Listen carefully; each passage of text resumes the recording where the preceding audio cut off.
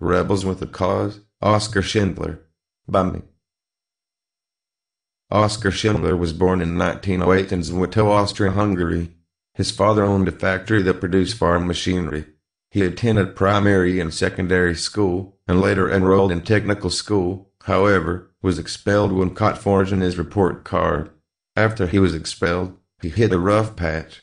He was arrested multiple times for public drunkenness and had two illegitimate children with various women. As the German Nazi Party began coming to power, the pressure was building, especially in the Czech Sudetenland, which had a large quantity of ethnic Germans and was under threat of German annexation. Schindler saw a chance for employment and became a spy for the Abwehr for 2 years until he was caught and imprisoned for espionage.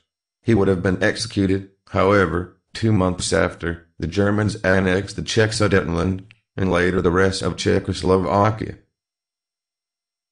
As the Nazis came to power in Germany, the Jewish people were used as a scapegoat for Germany's many economic problems and were to all be exterminated.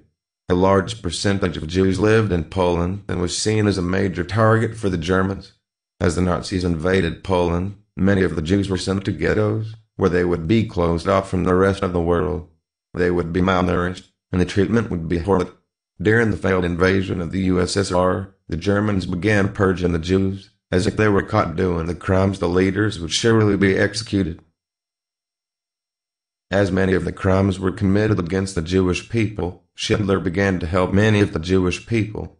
He created his first factory Elise in Krakow, which he would hire Jewish people, marking them as skilled workers, and would give them a proper wage and employment.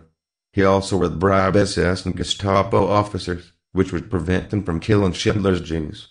He was able to help thousands of Jews until the Germans began being pushed back in Russia, so he began having his Jews taken and sent to many of the various labor and death camps around the Reich. As his workers were being sent to different labor camps, Schindler decided to make his own labor camp.